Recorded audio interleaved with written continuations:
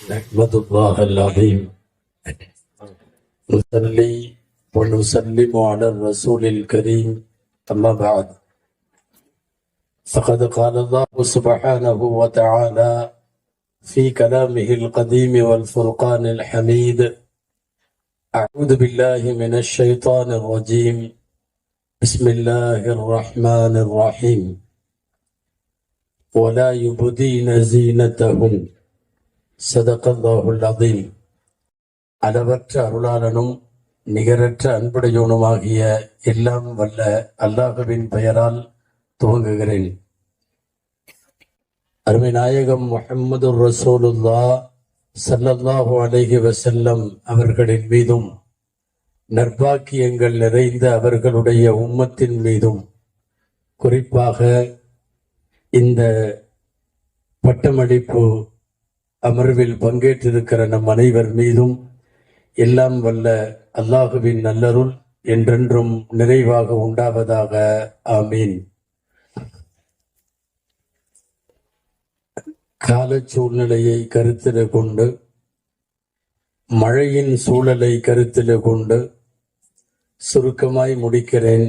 தலைவர் முதல் அனைவருக்கும் அஸ்ஸலாமு அலைக்கும் வரஹ்மத்துல்லாஹி வபரகாத்துஹ். சலாஹியா பட்டம் பெறக்கூடிய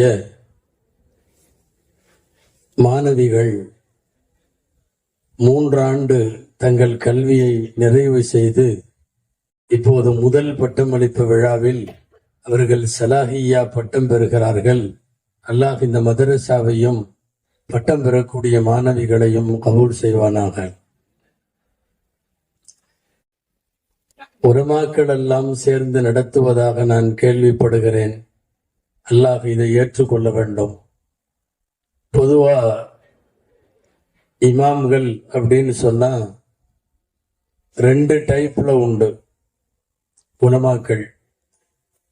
மஸ்ஜிதுடைய இமாம் அப்படின்னு ஒன்று இருக்கு, மஹல்லாவுடைய இமாம் அப்படின்னு ஒன்று இருக்கு. மஸ்ஜித் இமாம் அப்படின்னா என்ன செய்வாங்கன்னா 5 நேரம் தொழுகு வைப்பாங்க, அதுக்கப்புறம் வேற எந்த வேலையும் செய்ய மாட்டாங்க.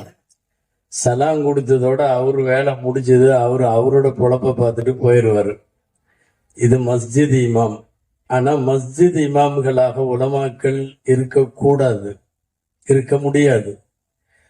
ஊரின் இமாம்களாக, மஹல்லாவின் இமாம்களாக அப்படின்னா என்ன அர்த்தம்னா, அந்த மஹல்லாவினுடைய குடும்பங்களின் மார்க்க விஷயத்தில் அவர்களை முன்னேற்றப்படுத்த தேவையானவைகளை எல்லாம் செய்து தந்தால் அதுதான் உண்மையான இமாம்கள். வெறுமனே 10 நிமிஷம் ஃபர்து தொழுக வைக்கிறதுக்கு மாத்திரம் அல்ல, அதற்கு ஓதி படித்த ஆலிம்கள் அல்ல, ஓதாமல் அரைகுறையானவர்களும் கூட தொழ வைத்து விடுவார்கள். இப்போதெல்லாம் தமிழகத்தின் பல பள்ளிவாசல்களில் 2 வருஷம் கூட ஓதாத பீகாரிகள் எல்லாம் தொழ வைக்கிறார்கள். உண்மை என்னவென்றால், மஹல்லாவுக்கு தேவையான மார்க்க ரீதியான முன்னேற்றங்களை முன்னெடுப்பது உண்மையாக இறைபணி செய்யக்கூடிய ஆலிம்களின் கடமை. அந்த அடிப்படையில் உலமாக்களாகவே சேர்ந்து நடத்துகிற சலாஹியா இந்த விஷயத்தில் நான் சொல்லுகிற இந்த கருத்திற்கு தகுதியானது. சலாஹியா என்ற வார்த்தைக்கும் நன்மைக்குரியவர், தகுதி உள்ளவர் என்றெல்லாம் அதற்கு பல்வேறு பொருள் உண்டு. அப்படிப்பட்ட நன்மைக்குரிய காரியத்தை முன்னெடுத்திருக்கிறார்கள். அல்லாஹ் கபூல் செய்வானாக. அன்பானவர்களே, மழை துளிகளுக்கிடையில் மிக நீண்ட நேரம் அல்ல, குறுகிய நேரம் உங்களோடு நான் குறிப்பாக தாய்மார்களோடு பேச வேண்டும். நல்லடியார்கள் என்ன துவா செய்தார்கள் என்று குர்ஆனில் நிறைய துவாக்கள் வருகிறது. அதிலே ஒரு துவா நாமெல்லாம் அடிக்கடி ஓதுகிற கேட்டிருக்கிற துவா, ரப்பனா ஹப்லனா மின் அஸ்வாஜினா வ துர்ரியாத்தினா குர்ரத அயுன். யா அல்லாஹ், என் மனைவிமார்கள் மக்களிலிருந்து, என் சந்ததியிலிருந்து கண் குளிர்ச்சியை எங்களுக்கு தருவாயாக.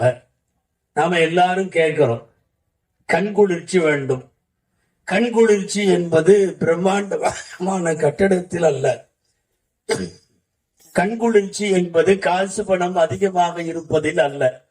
கண்குளிர்ச்சி என்பது வெளிநாட்டு வேலை வாய்ப்பு அல்ல. கண்குளிர்ச்சி என்பது வங்கியிலே நம் இருப்பு அதிகமாக இருப்பது அல்ல. கண்குளிர்ச்சி என்பது ஒழுக்கத்தோடும் மார்க்க நெறிகளோடும் நாம் பெற்ற பிள்ளை அவன் நடக்கிறான், வளர்கிறான், ஊர் அறியப்படுகிறான் என்று தெரிந்தால் நமக்கு ஏற்படுவதற்கு பெயர் கண்குளிர்ச்சி.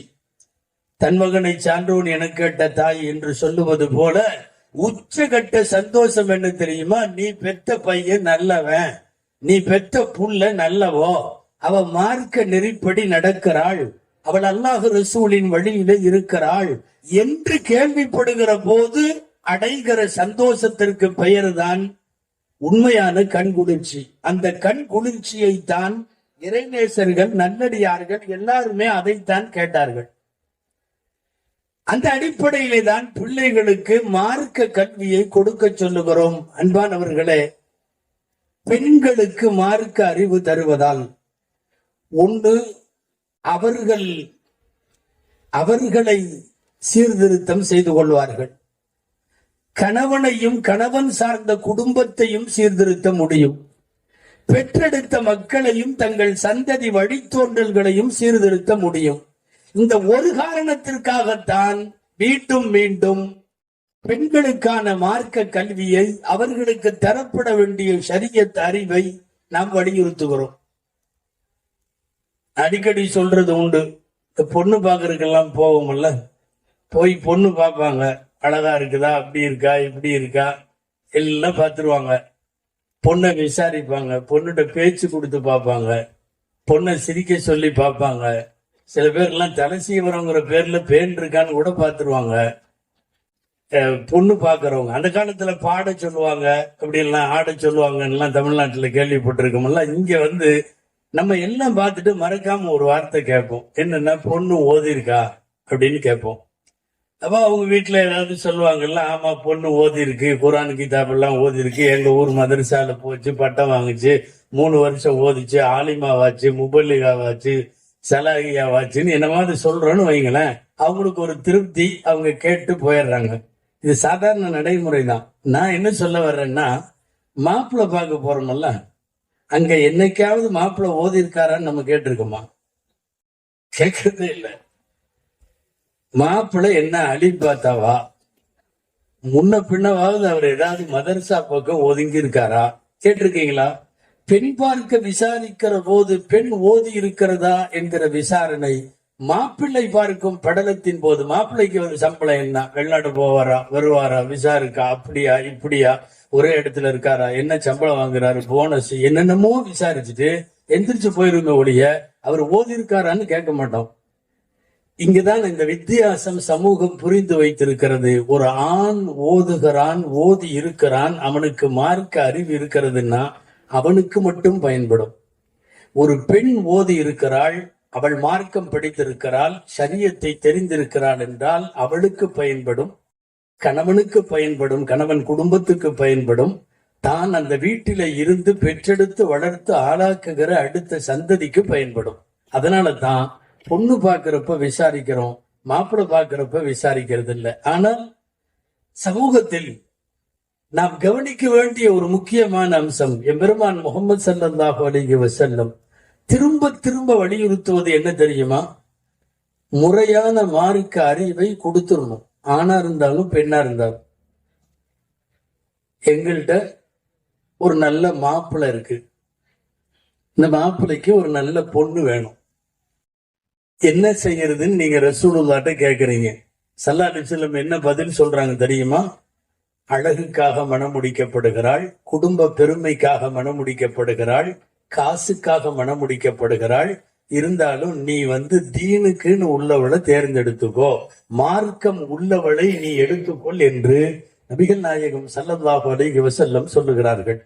அப்போ நல்ல பொண்ணு வேணும்னா யாருன்னு கேட்டா மார்க்கம் தெரிந்தவள், மார்க்கப்படி நடப்பவள்.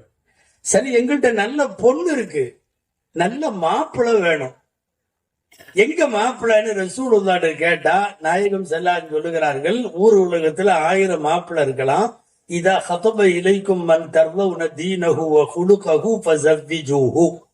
யாராவது ஒரு மாப்பிள்ளை நல்ல குணம் இருந்துச்சுன்னா, நல்ல தீன் இருந்துச்சுன்னா கட்டி கொடுத்துருங்க. தவறி கூட அங்க வேறு வார்த்தைகள் வரவில்லை. ரெண்டே ரெண்டு அளவுகோல் தான் சொல்லுகிறார்கள் நபி ஸல்லல்லாஹு அலைஹி வஸல்லம். மன் தர்லவுன தீனஹு வ ஹுலுகஹு. மார்க்கம் சரியாக இருக்க வேண்டும், அவன் தீன்தாரியாக இருக்க வேண்டும். இரண்டாவது அவனுடைய குணம் சரியாக இருக்க வேண்டும். இருந்தா கட்டி கொடுத்துருங்க. இப்ப நல்ல மாப்பிள்ளைக்கு அடையாளத்திலேயும் அவன் மார்க்கப்பற்றுள்ளவன் என்று வருகிறது. நல்ல மணப்பெண் எங்களுக்கு வீடு வேண்டும் என்று சொன்னாலும் அந்த இடத்தில் தீன் என்று வருகிறது. தீனில பிடிமானம் இல்லாத போதுதான் இவர்கள் மார்க்கத்தை விட்டு விலகி செல்லுகிறார்கள். சமயங்களில் ஒட்டுமொத்த சமுதாயத்திற்கு அவமானத்தை ஏற்படுத்துகிற விதத்தில் சில இளம் பெண்கள் எல்லாம் இப்போது வளரும் தலைமுறை பெண்கள் நடந்து கொள்ளுகிறார்கள். ஒண்ணு அவங்க திருந்தனும், இன்னொன்னு கணவன் அந்த வீடெல்லாம் திருந்தனும், இன்னொன்னு நம்முடைய பிள்ளைகள் குழந்தைகள்லாம் திருந்தனும். இந்த 3 காரணங்கள் தான் அதிகமாக நம் நாட்டில் நிஸ்வான் மதரசாக்களை ஊக்குவிப்பதற்கு காரணம். முதல்ல அவர்கள் தங்களை சரி செய்ய வேண்டும்.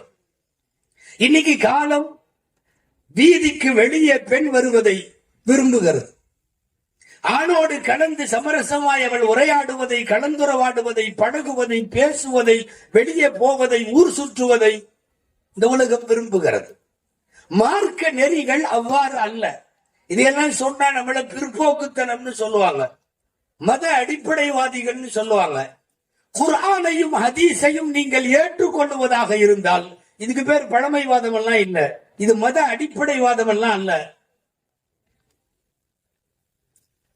சூரா அன்-நூர் அத்தியாயம் குர்ஆன்ல ஆண்களுக்கு கற்பொழுக்கம் அல்லாஹ் சொல்லுகிறான், பெண்களுக்கும் கற்பொழுக்கம் சொல்லுகிறான்.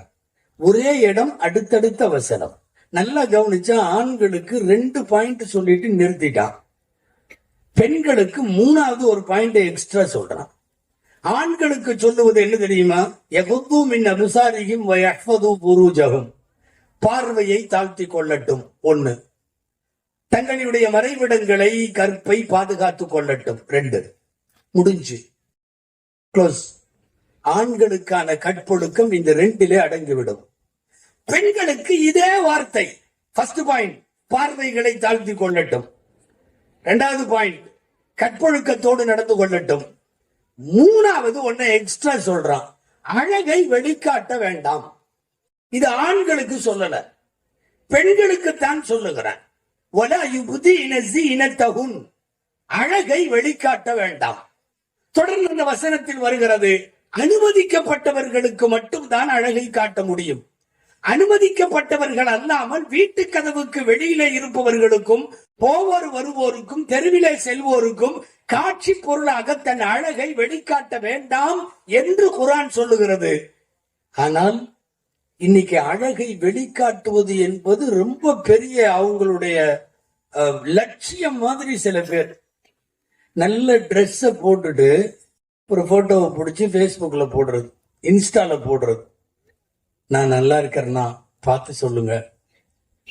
அவன் பார்த்து என்னென்னவெல்லாம் சொல்றான் தெரியுமா? எவ்வளவு மோசமா வாந்தி எடுக்கிறான் தெரியுமா? எப்படி எல்லாம் கமெண்ட்ஸ் எழுதுறான் தெரியுமா? நீ பட்டு சேலையெல்லாம் உடுத்தி நகையெல்லாம் போட்டுட்டு போட்டோ எடுத்து உலகத்துக்கே போடுற. இங்க என்னடான்னா வீட்டுல நம்ம வாப்பா உள்ள அங்க ஒரு ஸ்கிரீனை போட்டு எவனும் திரும்பி பார்த்தா தெரியக்கூடாதுன்னு ஸ்கிரீன் போட்டு வச்சிருக்காரு. எங்க தெருவுல போறவன் திரும்பி பார்க்க கூடாதுன்னு. உலகத்துக்கே இவள் உடை அணிந்து அலங்காரத்தை காட்டுகிறாள், நகைகள் அணிந்து அலங்காரத்தை காட்டுகிறாள், மாடர்ன் ட்ரெஸ் போட்டு நல்லா இருக்கான்னு கேக்குறா. நல்லா இருக்கான்னு கேட்டா மட்டும் பத்தாது, போகும்போது அப்படியே ஒரு லைக் பண்ணிட்டு போங்க. இது என்ன இளவுன்னு தெரியல. அடுத்தவனுடைய பாராட்டுக்கு ஏங்குகிற, நீ நல்லா இருக்கிறமா, சூப்பரா இருக்கிறவன், உடம்பு அப்படி இப்படின்னு கொச்சையாக அச்சிலேற்ற முடியாத வார்த்தைகள், கண்ணியமான மேடைகளிலே சொல்ல முடியாத அருவருக்கத்தக்க வார்த்தைகளை எல்லாம் உன் உடம்பை வைத்து மையப்படுத்தி அவன் எழுதுகிறான். அதை ரசிக்கிற, விரும்புகிற, அந்த தாகத்தோடு அதை எதிர்நோக்குகிற வளரும் தலைமுறை பெண்களை என்னவென்று சொல்லுவது? எதனால் நிஸ்வான்களின் வழியாக மார்க்கம் தர வேண்டும் என்று சொல்லுகிறோம் என்றால் இதனால் தான். இன்னைக்கெல்லாம் தன்னுடைய படத்தை பகிர்றது, அல்லாஹ் ஆண்களுக்கு இதை சொல்லல. அழகை வெளிக்காட்ட வேண்டாம்ன்ற வார்த்தை பெண்களுக்கான ஒழுக்கத்தில் மட்டும் வருகிறது. ஆனா அவங்கதான் காட்டுறாங்க. ஆதாரத்தோடு நான் சொல்லுகிறேன், ஒரு ஆண் தொப்புளிலே இருந்து முட்டிக்கால் வரையும் ஒரு துண்டு மட்டும் கட்டி கொண்டு அவன் தொழுதால் தொழுகை கூடும். தொழுகை கூடும். ஆணுக்கு கழுத்துல இருந்து கால் வரைக்கும், தலை முதல் கால் வரை மறைக்கணுங்கிற அவசியம் இல்லை. பெண்களுக்கு அவ்வாறு மறைக்க வேண்டும் என்கிற அவசியம் உண்டு. குர்ஆனை ஏற்றுக்கொண்டால் நீங்கள் இந்த சட்டத்தையும் ஏற்க வேண்டும். ஆனா எந்த ஆம்பளையும் இடையில கேப் வச்ச சட்டையெல்லாம் போடுறதில்லை. பெண்களுடைய ஆடைகளை யோசித்து பாருங்கள். ஜன்னல் சட்டை எந்த ஆம்பளையும் போடுறதில்லை. அவங்க பின்னாடி நடு முதுகுல பெரிய ஓட்டை எந்த ஆம்பளையாவது பார்த்திருக்கீங்களா? இல்ல. ஆனா அவனுக்கு மார்க்கத்துல அனுமதி இருக்கு, அதை செய்யலாம். இடுப்பு மட்டும் தனியா தெரியற மாதிரி கட் பண்ணி ஒரு சட்டை ஆம்பளை போடுறது இல்ல. இப்ப உள்ள இங்க ஷோல்டர்ல ஒரு ஓட்டை, இந்த ஷோல்டர்ல ஒரு ஓட்டை பார்த்திருக்கீங்களா? ஆம்பளை சட்டையில அப்படி எல்லாம் ஓட்டையெல்லாம் காணும். இங்க அங்க எல்லாம் முழுமையாக மறைக்க வேண்டும் என்று சொன்னவர்கள் ஷோல்டர்ல ஓட்டைங்கிறத எல்லாம் தாண்டி ஸ்லீவ்லெஸ்க்கு வந்துருச்சு. ஓட்டையெல்லாம் என்னதுக்கு? ஸ்லீவ்லெஸ், பின்னாடி ஜன்னல், என்னென்னமோ எல்லா ஏர் கண்டிஷனும் வச்சு இப்போது ஆடைகள். ஆனா ஆண்களுக்கு அலங்காரத்தை வெளிக்காட்ட வேண்டாம் என்கிற வாக்கியம் அல்லாஹ் சொல்லவில்லை, பெண்களுக்கு மாத்திரம் சொல்லி இருக்கிறான். பெண்கள் அதை வெளிக்காட்டுகிற சூழல் இன்றைக்கு உருவாகி இருக்கிறார். ஆண்கள் பெண்கள் ஆடைகளிலேயே நாம் ஷரியத்தை எவ்வளவு தூரம் வைத்திருக்கிறோம் என்பது தெரிகிறது. அன்பானவர்களே, தாய்மார்களே, நான் தெளிவாக சொல்லுகிறேன், வெட்கம் எல்லாத்துக்கும் நல்லது. பெண்களுக்கு ரொம்ப ரொம்ப அழகானது ஷரியத்தில். வெட்கமும் பெண்ணும் சேர்ந்தே இருப்பவர்கள். ஸல்லல்லாஹு அலைஹி வஸல்லம் வார்த்தையில சொன்னா, அல் ஈமானு வல் ஹயாஉ கர்னான், ஈமானும் வெட்கமும் ரெண்டும் சேர்ந்தது. ஒன்னு போனா இன்னொன்னு போயிரும். வெட்கம் போச்சுன்னா ஈமானும் போயிரும். வெட்கம் போய்விட்டால் விரும்பியதையெல்லாம் செய்து கொள் என்கிறார்கள் நபி ஸல்லல்லாஹு அலைஹி வஸல்லம். இதா ஃபாத்தகல் ஹயாஉ ஃபஃஅல் மா ஷி'த. இது ரசூலுல்லாஹ்வுடைய ஹதீஸ். நாம சொல்றோம், தௌராத் வேதத்தினுடைய கடைசி வசனம் அது. வெட்கம் போய்விட்டால் நீ விரும்பியதையெல்லாம் செய்து கொள். இன்றைக்கு அந்த வெட்கம் எடுபடுகிற சூழல் கொஞ்சம் கொஞ்சமாக உருவாகி வருவதால் அவர்களுக்கு மார்க்கத்தை ஷரியத்தை தர வேண்டிய தார்மீக பொறுப்பு நமக்கு உண்டு. ஒரு மாடு ஒரு ஆடு நடு ரோட்ல நின்று ஒண்ணுக்கு இருக்கிறத மாடு யோசிக்காது. ஏதாவது பிராணிகள், கால்நடைகள், விலங்குகள் அங்கங்க பப்ளிக்ல அது பாத்ரூம் போறதை பத்தி அது யோசிக்காது. கால்நடைகளும் விலங்குகளும் ஒரு இனம் இன்னொரு இனத்தோடு கூடுவதற்கு அதுக்கு தனியா மறைவிடம் தேவையில்லை. தம்பி கொஞ்சம் இப்படி வந்துருங்க. ஒரு குப்பை தொட்டியில ஒரு நாயும் மாடும் படுத்து தூங்குறது எந்த யோசனையும் இல்லை அதுகளுக்கு. பப்ளிக்ல இது எல்லாமே நடக்கும். காரணம், மிருகங்களுக்கு வெட்க சுபாவத்தை அல்லாஹ் வைக்கவில்லை, நமக்கு மட்டும்தான் வச்சிருக்கான். நாம நடு ரோட்ல இந்த செயல்களை செய்ய முடியாது. நம் இனத்தோடு கூடுவதற்கு மறைவிடம் வேண்டும். ஒரு ரெஸ்ட் ரூம் போறதுக்கு நமக்கு சுவர்களில் அடைக்கப்பட்ட மறைவிடம் வேண்டும். ஆடு மாடுகளுக்கு தேவையில்லை. வெட்கம் என்பது இன்சானுக்கும் பஹாயிம்களுக்கும் மிருகங்களுக்கும் இடையில. ஆனா கொடுமை என்ன தெரியுமா? இப்போவெல்லாம் எல்லா அந்தரங்கங்களையும் சமூக வலைத்தளங்களிலே பதிவிடுகிற ஆண்களும் பெண்களும் மிகைத்து வருகிற ஒரு ஆபாச காலம் இது. இத கம்ப்யூட்டர் காலம், கணினி காலம், இந்த காலம், அந்த காலம், அறிவியல் காலம், என்னென்னமோ சொல்றானுங்க. ஃபேக்ட் என்னன்னா, முழுக்க முழுக்க ஒரு ஆபாசமான உலகம். அவரவர்களுடைய அந்தரங்கத்தை எல்லாம் வெளியே கொண்டு கொட்டுகின்ற ஒரு சூழல் நம்மை சுற்றிலும் பின்னப்பட்டிருக்கிற ஒரு நிலைதான் இன்றைக்கு நாம் பெண் மக்களை வளர்த்தெடுக்கிறோம். உண்மையாகவே பெண் மக்களை பொறுத்தவரை இன்னைக்கு வளர்த்து அவர்களை ஆளாக்கி குடும்ப பாரம்பரியம், மண்ணின் மரபு, ஷரியத்தின் ஒழுங்கு, இதோடு ஒரு பெண்ணை வளர்த்தெடுப்பது என்பது நமக்கு முன்னாலே இருக்கிற பெரிய சவால். பெரிய சவால். ஆச்சரியம் என்னன்னா, நான் சொன்னேனே அந்த ஆடு மாடெல்லாம் கூட வெட்க உணர்வு கொஞ்சம் ஃபாலோ பண்ண ஆரம்பிச்சிருக்கு. உங்களுக்கு தெரியுமா, நிறைய மிருகங்கள் தன் இனத்தோடு யாரும் பார்க்காமல் தான் சேரும். யாரும் பார்க்காமல் தான் சேரும். ஆனா பப்ளிக்ல, பீச்ல, தியேட்டர்ல, பஸ்ல, ட்ரெயின்ல இன்றைக்கு அத்துமீறுகிற இளம் தலைமுறையை பார்க்கிறோம். மறைவாக செய்ய வேண்டியதை எல்லாம் வெளிச்சத்திற்கு கொண்டு வருகிற அபாயம் இன்னைக்கு நடந்து கொண்டிருக்கிறது. ஒட்டகத்தை பத்தி ஹயாத்துல் ஹயவான் ஒரு கிதாப் இருக்கு, உயிரினங்களை பத்திய கிதாப். அதுல ஹயாத்துல் ஹயவான்ல ஆடு, மாடு, பறவை, புழு, பூச்சி, காக்கா, குருவின்னு எல்லாத்த பத்தியும் எழுதியிருக்கிறாங்க. குரான் ஹதீஸ்ல வரக்கூடிய அத்தனை மிருகங்களை பத்தி எழுதி அதனுடைய எல்லாத்தையும் எழுதியிருக்காங்க. அதுல ஒட்டகத்தின் தன்மையை அந்த ஆசிரியர் எழுதுகிறார். ஒரு ஒட்டகம் இன்னொரு ஒட்டகத்தோடு தன் இனத்தோடு சேருவதை, குடும்பம் நடத்துவதை, தாம்பத்தியம் இருப்பதை யாரு பார்க்கிற மாதிரியும் பண்ணாது.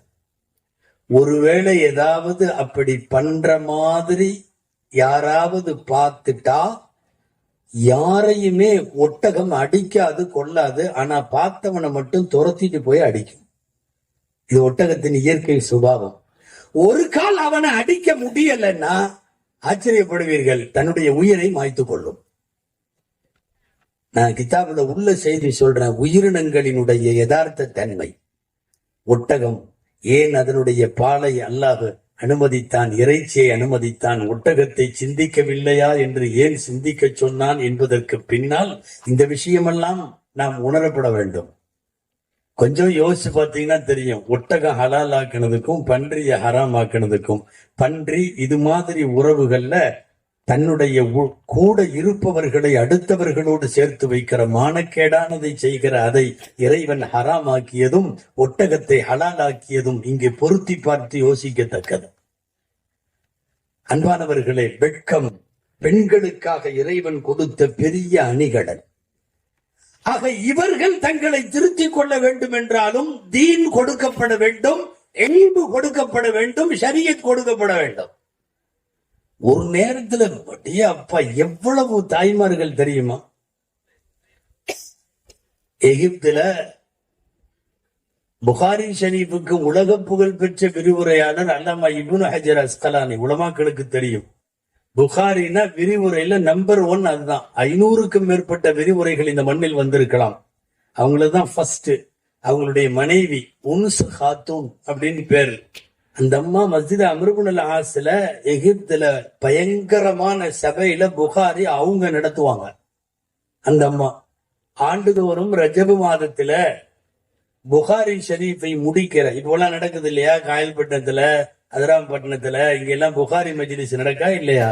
அன்றைக்கு நான் சொல்லுவது சுமார் 700-800 வருஷத்திற்கு முன்னாலே அந்த பெண் புகாரி ஷரீஃபை உலமாக்களுக்கு நடத்துவார்கள். அந்த உலமாக்களுக்கு நடத்துகிற புகாரி ஷரீஃபினுடைய நிறைவில் மிகப்பெரிய அளவில் அந்த மஜ்லிஸ் நடக்கும். யாரு தெரியுமா இதெல்லாம்? ஒரு பெண். மார்க்க அறிவை ரொம்ப தெரிஞ்சவங்க எல்லாம் இருந்தாங்க.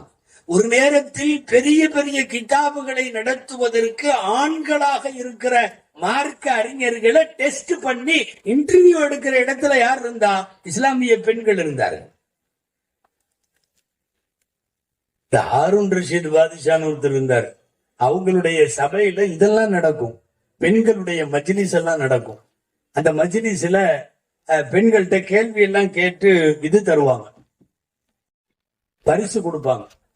அதுவும் அவரு ஹாரூன் ரஷீத் பாதிஷா குடத்துல கைய விட்டு தங்க காசா கொடுப்பாரு, அள்ளி அள்ளி. இன்னைக்கெல்லாம் லேசா 2 கிராம் தங்கம்னு நீங்க ஏதாவது போட்டி அறிவிச்சீங்கன்னா கிளவி எல்லாம் பேர் கொடுத்துரும். சும்மா ஒரு பேச்சுக்கு சொல்றேன். தங்கமா அள்ளி கொடுப்பார்.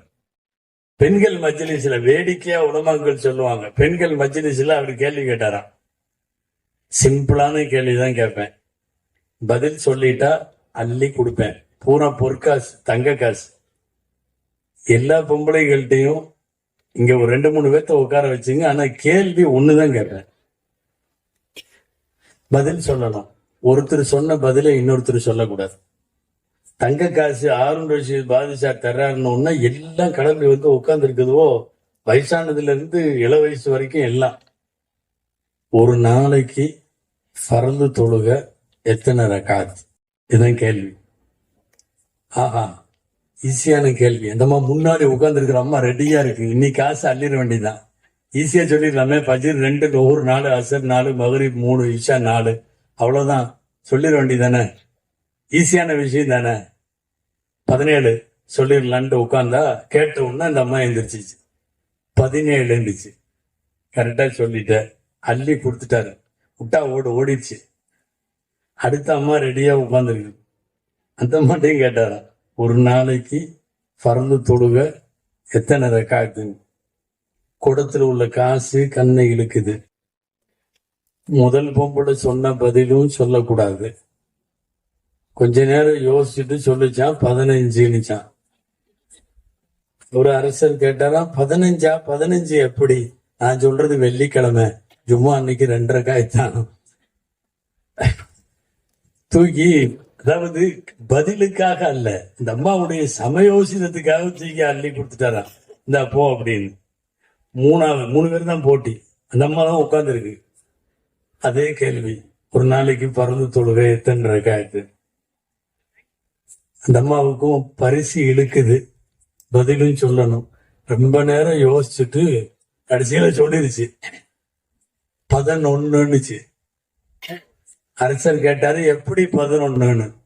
நான் சொல்ற அந்த இது பிரயாணத்துல போயிட்டு இருக்கிற பொண்ணு, அதனால 4 ரக்காயத்து பூரா 2 ரக்காயத்து தான்.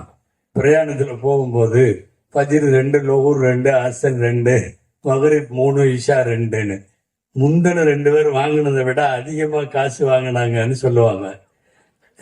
அதாவது நான் சொல்றது மிஸ்ர் தேசத்தில், எகிப்தில், மக்கா மதீனாவில், பசரா கூஃபாவில், பகதாதில் ஆண்களை விட அதிகமாக இல்மை பெற்ற பெருமாட்டிகள் எல்லாம், அத்தகைய பின்குலத்தினுடைய திலகங்கள் எல்லாம் வாழ்ந்திருக்கிறார்கள். நிறைய இல்மை கற்றிருக்கிறார்கள். அந்த சூழல் உருவாகாவிட்டாலும் கூட ஓரளவு குடும்பத்தை பக்குவப்படுத்துகிற அளவுக்கு தேவையான மார்க்க அறிவையாவது இவர்களுக்கு தர வேண்டும். தாய் நினைச்சா உருவாக்கலாங்க, உருவாக்க முடியும். இந்தோனேஷியாவில் கண்ணு தெரியாத புள்ள 8 வயசு, குரான் பூரா மனப்பாடம், 2 கண்ணும் தெரியாது. நீங்க யூடியூப்ல பாத்தீங்கன்னா தெரியும். அந்த குடும்பத்தையே உம்ராவுக்கு அனுப்பிச்சாங்க. இப்போ சமீபத்துல 14 பேர் கொண்ட ஃபேமிலியை அந்த ஒரு புள்ள குரான் போட்டியில ஜெயிச்சதுனால குடும்பத்துக்கே உம்ரா பயணம்னு டிக்கெட் எல்லாம் கொடுத்தாங்க. 2 கண்ணும் தெரியாது, அவ்வளவு அழகா ஓதுது குரான்ல. ஆச்சரியம் என்ன தெரியுமா, 2 கண்ணு, பொதுவா கண் பார்வை இல்லாதவங்களுக்கு எல்லாம் மெமரி அதிகமா கொடுத்துருவான். அப்படி ஒரு ஞாபக சக்தி. குரான இப்படி தலைகீழ ஓதுங்க, அது இப்படியும் ஓதுது. நம்ம சொன்னோம்ல தலைகீழ ஓதுவார் அப்படின்னு, உண்மையாலுமே தலைகீழ ஓதுது. லம் யகுல் லஹு குஃபுவன் அஹத் லம் யூலது லம் யலிது அல்லாஹு ஸமது குல் ஹுவல்லாஹு அஹதுங்குது. நமக்கு 1.5 வரி ஓதுறதுக்குள்ளேயே ஒரு மாதிரியா இருக்குது. இப்படி ஓதுறதே பெரிய பாடா இருக்கு. இனி இப்படி ஓதுறதுன்னா, அந்த அம்மா நீங்க எப்படி இந்த குழந்தையை உருவாக்க முடிந்ததுன்னு சொல்றப்ப அந்த அம்மா சொன்ன ஒரு செய்தி, நான் அதைத்தான் தாய்மார்கள்ட்ட சொல்ல வர்றேன். ஒரு விஷயம் தெரியுமா, கர்ப்பத்திலே ஒரு குழந்தை, அந்த அம்மா என்ன சொல்லுச்சுங்கிறத அப்புறம் பார்க்கலாம். கர்ப்பத்துல ஒரு குழந்தை முதல்ல தங்கனா, கன்சீவ் ஆன உடனே, பிரெக்னன்சி எடுத்த உடனே குர்ஆன் சொல்லுது 40 நாள் குழந்தை திரவ நிலையில இருக்கும், லிக்யூடா இருக்கும். அடுத்த 40 நாள் இரத்த கட்டியாக மாறும். 3வது 40 நாள் சதைப்பிண்டம் அமைக்கப்படும். சதைப்பிண்டம் 40 இது குர்ஆன்ல 18வது ஜுஸுல இருக்குது. முழுக்க இந்த ஸ்டேஜ், இந்த ஒவ்வொரு ஸ்டேட்டஸும் ஹதீஸ்லயும் ரசூலுல்லாஹ் சொல்லிட்டாங்க. 120வது நாள் 3:40 தாண்டிருச்சுன்னா ரூஹ ஊதிடுவான்ல. 120வது நாள் ரூஹ் வந்துடும். தாய்மார்கள் வேணா செக் பண்ணுங்க, 110வது நாளோ 15 நாளோ கை வைங்க வயிற்றுல, துடிப்பு தெரியாது, துடிப்பு கேட்காது, எந்த அசைவும் இருக்காது. 120வது நாள் கை வைங்க, துடிப்பு தொடங்கிவிடும். இது குர்ஆன் சொல்லி 1500 வருஷம் ஆச்சு. ஹதீஸ்ல ரசூலுல்லாஹ் சொல்லிட்டாங்க 120வது நாள் வந்துடும். இன்னொன்னு, குர்ஆன்ல ரூஹ் வந்த உடனே ஒரு குழந்தைக்கு வேலை செய்யற பார்ட் எது தெரியுமா? ஃபர்ஸ்ட் காது. கண்ணு பார்க்காது, கையை விரிக்க முடியாது, ஒண்ணுமே நடக்காது. ஃபர்ஸ்ட் ரூஹு வந்த உடனே வேலை செய்யற ஃபர்ஸ்ட் பார்ட் என்ன தெரியுமா? காது. முதல் உறுப்பு வேலை செய்ய ஆரம்பிச்சிடும். காது கேட்கும், வெளியில நடக்கிறதெல்லாம் கேட்கும். அதுவும் கூட குரானில் தான் தப்சீர்ல இருக்கிறது. குரான்ல நிறைய இடத்துல பாத்தீங்கன்னா நிச்சயமாக கேட்பதும் பார்ப்பதும் சிந்திப்பதும் இப்படி ஒரு வாக்கியம் வரும். وَجَعَلَ لَكُمُ السَّمْعَ وَالْأَبْصَارَ وَالْأَفْئِدَةَ إِنَّ السَّمْعَ وَالْبَصَرَ وَالْفُؤَادَ. சம்அ கேட்பதுங்கிறத ஃபர்ஸ்ட் சொல்றான், பார்க்கறதுங்கிறத ரெண்டாவது சொல்றான், சிந்திக்கிறத மூணாவது சொல்றான். ஏன் இப்படி சொல்றாங்கிறப்ப தப்சீர்ல எழுதுறாங்க, ஒரு குழந்தைக்கு கர்ப்பத்திலே முதலில் வேலை செய்வது காது. அதுக்கப்புறம் தான் எல்லா பாட்டுகளும் உறுப்புகளும். அன்பானவர்களே, நான் இந்த இடத்துல இந்த தகவலை சொல்லிட்டு சொல்றேன். கண் தெரியாத அந்த பிள்ளையை பெற்றெடுத்த தாய் சொல்லுகிறாள், என்ன தெரியுமா? நான் கர்ப்பமாயிட்டேன்னு தெரிஞ்ச உடனே குரானை தூக்குனேன். தொழுகிற நேரம், தூங்குற நேரம், சாப்பிடுற நேரம் தவிர டெலிவரி வரைக்கும் நான் ஸ்டாப்பா குரான் ஓதிட்டே இருந்தேன். கர்ப்பத்துல இருக்கிற குழந்தை குரானை வெளியில தொடர்ந்து கேட்டுக்கிட்டே இருக்கும். அந்த குழந்தை டெலிவரி ஆகி வெளியே வந்துச்சுன்னா கண்டிப்பா 7-8 வயசுல மனப்பாடம் பண்ணிடும். ஏன்னா அது கர்ப்பத்துல இருந்தே என்ன கேட்டுட்டு இருக்கு தெரியுமா? குரானுடைய ஓதர வசனங்கள் மாத்திரம். வெளியில வந்த உடனே நீங்க கொண்டு போய் ஏதாவது ஒரு மதரசால விட்டீங்கன்னா டக்குன்னு பிக்கப் ஆகும். எது பிக்கப் ஆகும்? அதை விட இவ்வளவு நான் சொல்றதை விட இப்ப நம்ம குழந்தையெல்லாம் நல்லா பாட்டு பாடுது. அப்ப இது 120வது நாள்ல இருந்து டெலிவரி ஆகிற வரையும் என்ன கேட்டிருக்குது? நம்ம குழந்தை வெளியே வந்த உடனே சீரியல் ஆர்வமா இருக்கு, பிக் பாஸ்ல பயங்கரமா இருக்குது, பாட்டெல்லாம் நல்லா பாடுது. நான் சோதனையாகவே சொல்லுகிறேன், கர்ப்பம் என்று தெரிந்த ஒரு பெண்மணி தன்னுடைய எல்லா பணிகளையும் ஒதுக்கி வச்சுட்டு நான் ஸ்டாப்பா டெலிவரி வரைக்கும் குரான் ஓதிக்கிட்டே இருக்கட்டும். நிச்சயமாக அந்த பிறக்கிற குழந்தையை நீங்கள் பாருங்கள், அது எவ்வளவு தூரம் அற்புதமாக குரான் ஓதும் என்பதை யோசித்து பாருங்கள். மனப்பாடம் பண்றத நான் சொல்ல வந்தது, பெண்கள் ஒண்ணு அவர்கள் திருந்த இது போன்ற இல்மு தர வேண்டும், இன்னொன்னு அவர்களின் குழந்தைகளை வென்றெடுக்க இல்மு அவர்களுக்கு தர வேண்டும். குழந்தை அதை பார்த்து தானே வரும். இது எப்ப பார்த்தாலும் இப்படின்ட்டு அவங்க அம்மா நின்றுச்சுன்னா அதுவும் அப்படின்ட்டு தான் நிற்கும். இப்போலாம் ஆடி சினிமா பாட்டுக்கு ஆடி சினிமா பாட்டுக்கு பாடி தூக்கி போட்டு விட்டு அது பூரா சோசியல் மீடியால. நான் காலையில பட்டமளிப்பு விழாவில் கடையநல்லூர்ல பேசிட்டு வந்தேன். ஆமா, கடையநல்லூர் அங்கேயும் பேசுறப்ப சொன்னேன், உங்க ஊரை சொன்னாவே அவ்வளவு மூத்த உலமாக்கள்லாம் உழன்று வளர்ந்த பூமி இன்னைக்கு நெட்ல தட்டினா வேற என்னென்னமோ வருது. ஆமா, தாய்மார்கள் யோசிக்க வேண்டும். நீங்கள் ஆடுவதையும் பாடுவதையும் அடுத்தவனின் கண்களுக்கு விருந்தாக்குவதற்கு எங்கேயாவது ஆதாரம் இருக்கா? உங்களுடைய குரானும் ஹதீஸும் அப்படி சொல்லியிருக்கா? நீ ரூம்குள்ளதான் ஆடுற, நான் என்ன தப்பு பண்ணேன், புர்காவோட தான் ஆடுறேன். ரைட்டு, நீ புர்காவோட ஆடு. நீ ரூம்குள்ள புர்காவோட ஆடி ஊர் உலகத்துக்கு பூரா கண்ணுல அவன் கண்ணுக்கெல்லாம் விருந்தாக்குறதுக்கு என்ன? அவன் அதை இதுல எழுதுறானே கமெண்டுகள்ல, உன்னுடைய ஆட்டத்தை பத்தி அவன் எழுதுறது எவ்வளவு கொச்சைத்தனமானது தெரியுமா? வேற மேடையா இருந்தா சொல்லிடலாம், இதுக்கு பேரு வேற. உன்னுடைய அழகை அடுத்தவன் பாராட்ட வேண்டும் என்று நினைக்கிற பெண்ணினுடைய மனோபாவம் என்ன? ஏன் இந்த காலத்தில் நிஸ்வான்கள் வழியாக இல்மு தரப்பட வேண்டும் என்பதற்காக சொல்லுகிறேன்.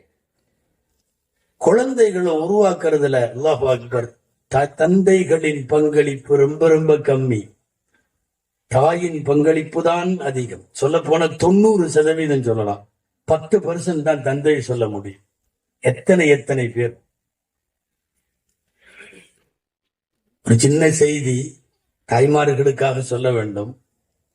பலஸ்தீன்ல இப்ப போர் சூழல் நிறைந்திருக்கக்கூடிய, திரும்ப அதிகமாக பாதிக்கப்பட்டும் எழுந்து நிற்கிற காசாவில் ஒரு அம்மா, கணவர் மௌத்தா போயிட்டார், சின்ன வயசு, கையில 2 வயசு குழந்தை, 2 வயசு குழந்தை. அந்த பையன்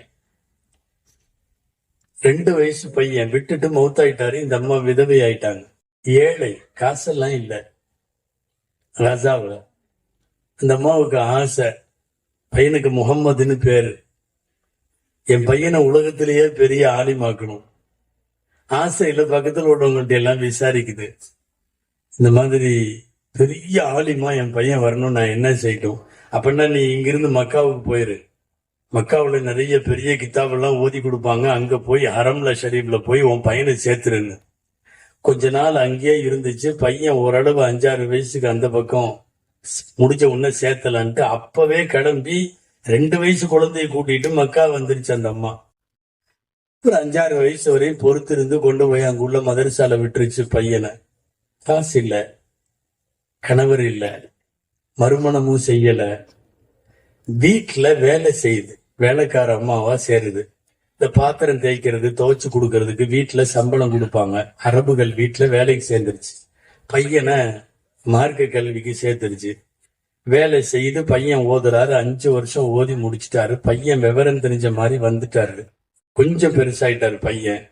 பையன் சொன்னாரு, எங்கேயாவது நான் போய் வேலை செஞ்சு நீ இனிமேல் வீட்டு வேலை செய்யறது வேண்டான்னு சொல்றான். இல்ல, நான் விசாரிச்சு வச்சிருக்கேன், பெரிய ஆலிமாகணும்னா அடுத்து மதீனாவுக்கு போகணுமா, நீ அங்க போய் ஒரு 5 வருஷம் ஓது, எனக்கு ஆசை, எனக்கு வேற ஒண்ணுமே நீ சம்பாரிச்சு தர வேண்டாம், என் பையன் பெரிய ஆலிமாகணும்.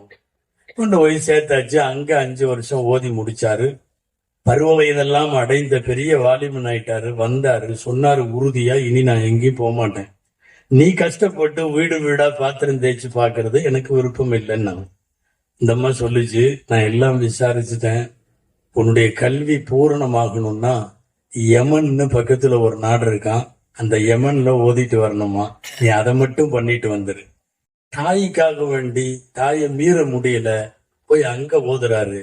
இவர் ஓதுவதற்கும் இவருடைய செலவுகளுக்கும் சேர்ந்து அந்த காய்த்து போன மரத்து போன கைகளில் அந்த தாய், விதவை தாய், அவதான் கழுவி பாத்திரம் தேய்ச்சு அவனை உருவாக்கிட்டு இருக்கா. கடைசியா வந்த பிறகு அந்த அம்மா சொல்லுச்சு, இனிமேல் நீ எங்க ஓத போறதுக்கும் நான் சொல்ல மாட்டேன், ஆனா ஒரு கடைசி வேண்டுகோள் என்னன்னா, சரியான ஆலிமாகணும்னா இந்த காலத்துல பகதாதுல போய் ஓதணுமாமா.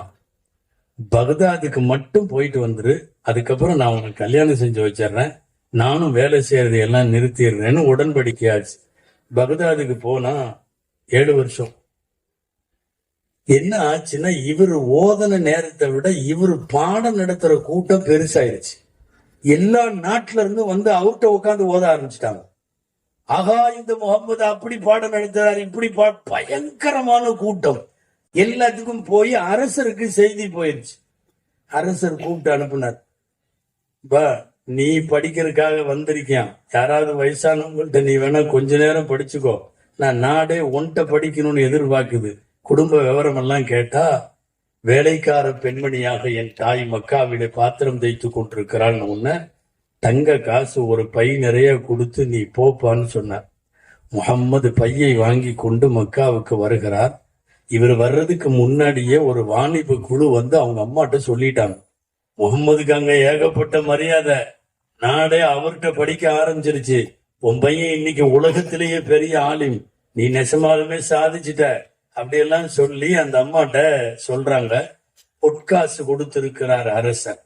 இந்த அம்மா சொல்லிச்சு, யாராவது போய் ஊருக்கு வெளியே நின்று என் பையன் முகம்மதுட்ட சொல்லிருங்க, ஆனா அந்த காசை வாசல்லையே எங்கேயாவது தர்மம் பண்ணிட்டு போன கையோட திரும்பி வரட்டும், எனக்கு கல்வி கற்ற என் பையன் வேண்டும், காசு மூட்டை கொண்டு வருகிற பையன் வேண்டாம் என்று.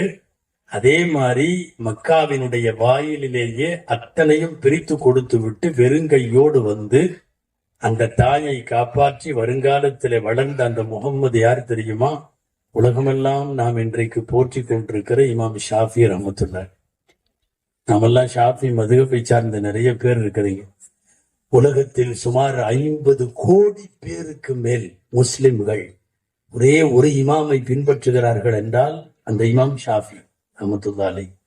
முஹம்மது இப்னு இத்ரீஸ் அஷ்-ஷாஃபிஈ, முஹம்மது அவங்களுடைய பெயர், இறந்து போன அவங்க தகப்பனார் பெயர் இத்ரீஸ், உருவாக்கியது விதவை தாய். அந்த தாய்க்கு எவ்வளவு ஹிம்மத்து, மன உறுதி, வைராக்கியம், எவ்வளவு மன அழுத்தம் இருக்கும்.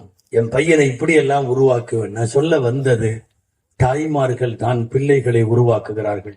ஒழுக்க சீலர்களாய், மார்க்க மாண்பாளர்களாய், தன் குடும்பத்திற்கும் தன் பாரம்பரியத்திற்கும் நல்ல பெயர் எடுத்துக்கொள்ளக்கூடிய பிள்ளைகளை எல்லாம் உருவாக்குவது யார்? கடைசியாய் விஷயத்திற்கு வருகிறேன். ஒன்று, இவர்கள் திருந்த மார்க்க அறிவு தேவை. பிள்ளைகளை உருவாக்க மார்க்க அறிவு தேவை. மூணாவது, நாளைக்கு இவங்க போய் யாரு கூட வாழ போறாங்களோ, எந்த கணவன் வீட்டுல இருக்காங்களோ, கணவர் வீடு, இது எல்லாத்தையுமே திருத்துறது. அதுவும் ஒரு காலத்துல சாத்தியமான்னு தெரியல, இன்னைக்கு சாத்தியம். இந்த தமிழ்ல சொல்றாங்கல்ல, ஒவ்வொரு ஆணுடைய வெற்றிக்கு பின்னாலையும் ஒவ்வொரு ஆணுடைய வெற்றிக்கு பின்னாலேயும் ஒரு பெண்ணுன்னு.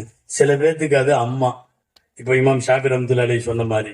சில பேர்த்துக்கு இந்த காலத்துல மனைவி தான் உருவாக்குறது. இதை விட நல்லா சொல்றதுன்னா, உங்களுக்கு ஏன் இல்மு கொடுக்கறது தெரியுமா? கணவர் பூராமே நீங்க சொல்றதுதான் இப்ப கேக்குறாங்க. தலைய நிறைய பேர் ஆட்டுறாங்க பாருங்க. சும்மா சொல்லிக்கிறது நம்ம மனைவி எல்லாம் அங்க என்ன சொல்றாங்களோ அதுதான். ஒவ்வொரு உண்மை தாங்க, பூராமே அவங்க தாங்க. இப்போ ஆட்டு விக்கிறதும் அவங்கதான். சும்மாவாது வெளியே சொல்லிக்குவாங்க, ஐயோ அவர் திட்டுவாரு, அவர் எங்க திட்டினாரு. நாங்க முதல்ல கல்யாணத்துல பேசுவோம்.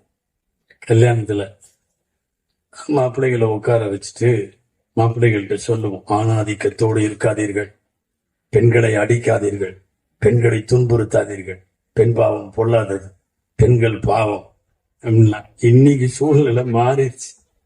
இப்ப வேற மாதிரி பேசணும். பெண்களை தயவு செய்து ஆண்களை கொடுமைப்படுத்தாதீர்கள், ஆண் பாவம் பொல்லாதது, ஆம்பளைகள்லாம் பாவம், தயவு செய்து அவர்கள் மீது இரக்கம் காட்டுங்கள்.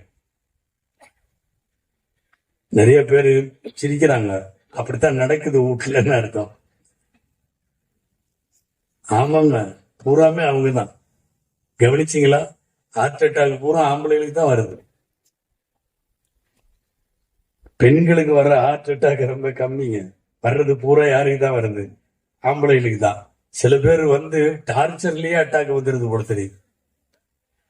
அண்ணானவர்களை நான் சொல்ல வர்றது, ஆண்களை திருத்த வேண்டும் என்றால் உங்கள் கட்டுப்பாட்டில் அவர்கள் இருக்கிறார்கள். இன்னைக்கு நம்ம நிக்காஹ்ல ஓதுறோம், ஜமா பைனகுமா ஃபீ கைர், அல்லாஹ் உங்களை எல்லாம் நல்ல காரியத்தில் ஒன்று சேர்த்து வைப்பானாகன்னு சொல்றோம்.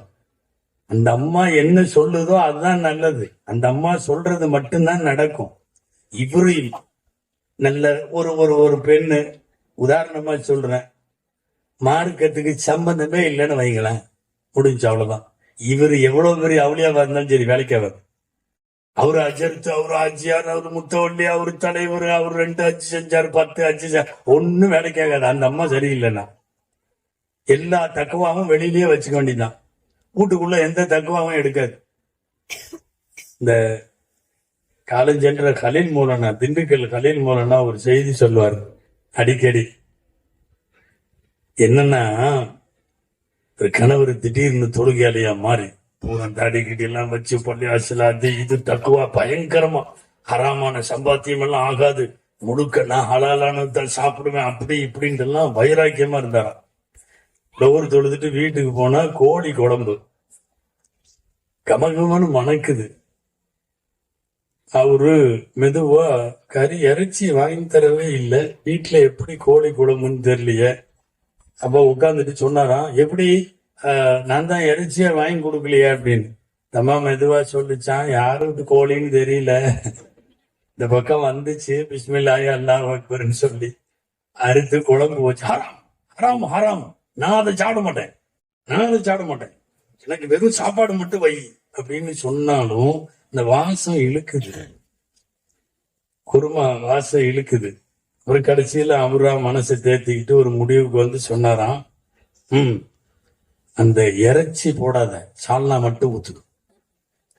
இருக்கிற தக்குவாவெல்லாம் கொஞ்சம் கொஞ்சமா கழுந்துட்டு வருது, இறைச்சி போடக்கூடாது, வெறும் சால்னா மட்டும் ஊத்து. இதம்மா இப்படி ஒரு பார்வை பார்த்துச்சா, இந்த ஆளோட தக்குவாவும் மெதுவா ஊத்தி இருக்குது. இறைச்சி துண்டை போடாம மெதுவா சாதம் ஸ்லிப்பாகி ஒரு துண்டு விழுந்துருச்சு. ஊத்தும் போது கை நடுக்கத்திலே என்னமோ விழுந்துருச்சு. விழுந்த உடனே இந்த அம்மா பதறி போய் எடுக்க போயிருக்கு. இரு எடுக்காத இரு, நீயா போட்டியா அதான் விழுந்துச்சா? அதான் விழுந்தா விட்டுரு. அது சாப்பிடுற முடிவுக்கு அவரு வந்துட்டாரு. அதான் விழுந்தா விட்டுரு, நீயா போடல. நானா போடல. நம்ம மெதுவா சொல்லிச்சான், அதான் விழுந்தா ஹலாலா? நீயா போடல இல்லன்னு. கோழி கூட அதாத்தாங்க வந்துச்சு. நானா குடிச்சுக்கிட்டு சொன்னேன். அன்பானவர்களே, வைராக்கியத்தோட நாம இறையச்சோங்கிற மாதிரி இருந்தா கூட மனைவி அங்க மார்க்க நெறிப்படி எல்லாம் இல்லைன்னா இவர் திருந்துறதுக்கெல்லாம் வாய்ப்பே கிடையாது. இவங்க நல்ல முறையில உருவாக முடியும் அப்படிங்கிறது எப்ப சாத்தியம்னா, வீட்டுல இருக்கிற பொதுவா இந்த ஆம்பளைங்க நபில் நோம்பெல்லாம் வைக்க மாட்டாங்க. இந்த தொழுகை அந்த தொழுகை எல்லாம் தொழுக மாட்டாங்க. ஆனால் நம்முடைய குடும்பத்துல நான் சொல்றது இப்ப இருக்கிற வயசான தாய்மார்களை சொல்றேன். இளம் தலைமுறை எப்படி இருக்குன்னு தெரியல. வயசானவங்களை சொல்றேன். திங்கக்கிழமை நோன்பு வைப்பாங்க, வியாழக்கிழமை நோன்பு வைப்பாங்க, மாசத்துல 3 நாள் 13 14 15 குரான் ஓதுவாங்க, தஸ்பீ ஓதுவாங்க, என்னமாவது பண்ணிட்டு இருப்பாங்க. இந்த அளவுக்கு ஆண்கள் அந்த வீட்டில மார்க்கத்தினுடைய பற்றோடு இருக்க மாட்டார்கள். அதுல இன்னைக்கு உள்ள இளம் தலைமுறை ரொம்ப பயமாகவும் வருத்தமாகவும் இருக்கிறது. பூரா பிக் பாஸ்ல உட்காந்துருக்கு. அவ வெளியே போயிட்டா, இவ உள்ள வந்துட்டா, இவ சொந்த புருஷனே வெளியே போயிட்டான். தெரியும், போய் டெய்லி இதாங்க வேலை. அது ஏன் வெளியே போச்சு, இது ஏன் உள்ள வந்துச்சு, அது பண்றாங்க இது பண்றாங்க பூரா. அன்னைக்கு பெருவாடி மக்கள் நல மன்றத்தின் சார்பா நடந்த அந்த மீலாது மீட்டிங்ல கூட நான் தாய்மார்கள்ட்ட அதை சொன்னேன். இது ரொம்ப ஆபத்தானது, கலாச்சாரத்தை சீரழிக்கக்கூடியது. நிறைவாக சொல்லுகிறேன் அன்பானவர்களே, இந்த தாய்மார்களுக்கு சொல்றேன், இவங்களுக்கு சொர்க்கம் போறது ரொம்ப லேஸ். ஸல்லல்லாஹு அலைஹி வஸல்லம் சொல்றாங்க, ஒரே ஒரு ஹதீஸ், அதை சொல்லி முடிச்சிருவேன் கேட்டுங்க. இதா சல்லத் ஹம்சஹா, 5 நேரம் அந்த அம்மா தொழுதுருச்சு. ஒசாமத் ஷஹரஹா, நோம்பு வச்சிருச்சு ரம்ஜான்ல. வஅதாஅத் ஜௌஜஹா, கணவருக்கு கட்டுப்பட்டு நடந்துருச்சு. அனுமதிக்கப்பட்ட விஷயங்கள்ல கணவனுக்கு கட்டுப்படணும். அதுக்காக அவன் தொழுகாதன்னு சொன்னாவெல்லாம் கேட்க கூடாது. அனுமதிக்கப்பட்ட விஷயங்கள்ல கணவனுக்கு கட்டுப்பட்டுருச்சு. வஅதாஅத் ஜௌஜஹா வஅஹ்ஸனத் ஃபர்ஜஹா, கட்பொழுக்கத்தோட இருந்துச்சு. ஃபல்ததுகுல் மின் ஐய அபுவாபில் ஜன்னதி ஷாஅத், சொர்க்கத்தினுடைய வாசல்களில் விரும்பிய வாயில் வழியே அந்த பெண் நுழையட்டும். ஆம்பளைகளுக்கு இந்த மாதிரி 4 மட்டும் சொல்லி நீ விரும்பிய வாசல்ல போடான்னு சொல்லவே இல்லை. எங்களுக்கு வேற பிரச்சனை எல்லாம் இருக்கு. ஆடிட்டிங் பிரச்சனை, கணக்கு கொடுக்கிற பிரச்சனை. இங்க வா, சம்பாரிச்சில்ல, இங்க உட்காரு, நாங்க கணக்கு கொடுத்துட்டு வர்றதுக்குள்ள நீங்க போய் பல வருஷம் ஆயிருக்கும். 4 செய்தி தாங்க. தொழுது விட்டால், நோன்பு வைத்து விட்டால், ஆகுமான விஷயங்களில் கணவனுக்கு கட்டுப்பட்டு விட்டால், கட்பொழுக்கத்தோடு நடந்து கொண்டால், ஃபல்ததுகுல், அவள் நுழைந்து கொள்ளட்டும், மின் ஐய அபுவாபில் ஜன்னதி ஷாஅத், சுவன வாசல்கள்ல எந்த வாசல் வேணாம். சுவனத்துல நிறைய வாசல் இருக்கு. பாபு சுகதான்னு ஒன்று இருக்கு, பாபு ரையான் ஒண்ணு இருக்கு. ரையான் வாசல் நோன்பு வைக்கிறவங்க போறது, ஷஹீதுகள் போறது, பாபு சுகதா, இப்படி எல்லாம் இருக்கு. விரும்பிய வாசல் வழியாக இந்த பெண் நுழைந்து கொள்ளட்டும் அப்படிங்கிறாங்க ரசூலுல்லாஹி ஸல்லல்லாஹு அலைஹி வஸல்லம் அவர்கள். இந்த 3வது ஒண்ணு இருக்குல்ல, அதை கொஞ்சம் பார்த்து சொல்லணும். நம்ம ஐவேளை தொழுதால், நோன்பு வைத்தால், 3வது வஅதாஅத் ஜௌஜஹா, கணவனுக்கு கட்டுப்பட்டிருந்தால், அதை கொஞ்சம் நல்லா சொல்லணும். தாய்மார்கள் சில நேரம் காதுல தப்பா உளுந்துருது, கணவனை கட்டி போட்டால்னு. வஅதாஅத் ஜௌஜஹா, கட்டுப்பாட்டுக்குள்ள கணவனை வச்சுக்கிறதுன்னு ஆயிடுச்சோ என்னமோ தெரியல. இந்த 4 தான் எளிமையாக சுவனம் செல்லுவதற்குள்ள பெண்களுக்கான மாண்புகளாக ரசூலுல்லாஹ் சொல்றாங்க ஸல்லல்லாஹு அலைஹி வஸல்லம். எனவே நம்முடைய பெண்கள் சரியாக நடக்க வேண்டும் என்றாலும் மார்க்க கல்வி தேவை. கணவனையும் கணவன் குடும்பத்தையும் சரிவர மார்க்க நெருப்படி கொண்டு வர வேண்டும் என்றாலும் இவர்களுக்கு இல்மு தேவை. பெற்றெடுத்து வளர்த்து ஆளாக்குகிற பிள்ளைகளை மார்க்க நெறிப்படி கொண்டு வர வேண்டும் என்றாலும் இல்மு தீன் தேவை. அப்படிப்பட்ட இல்மை கற்று முடித்து இன்றைக்கு பட்டம் பெறுகிற சலாஹியா அன்பு மாணவிகளை, இந்த மாணவிகள்ல குடும்ப பெண்களும் இருக்கிறார்கள், பருவ பெண்களும் இருக்கிறார்கள். நேரம் ஒதுக்கி இந்த மார்க்க கல்வியை கற்றுக்கொள்ள அவர்களுக்கு ஒத்துழைத்த அவர்களுடைய கணவன்மார்கள், பெற்றோர்கள், அந்த குடும்பத்தினர்கள் எல்லோருக்கும் அல்லாஹ் ரஹ்மத் செய்வானாக. கற்ற கல்வியின் பிரகாரம் கண்ணை மூடும் காலம் வரைக்கும் இவர்கள் மார்க்க நெறிப்படி பின்பற்றி வாழுவதற்கு அல்லாஹ் தௌஃபீக் செய்வானாக.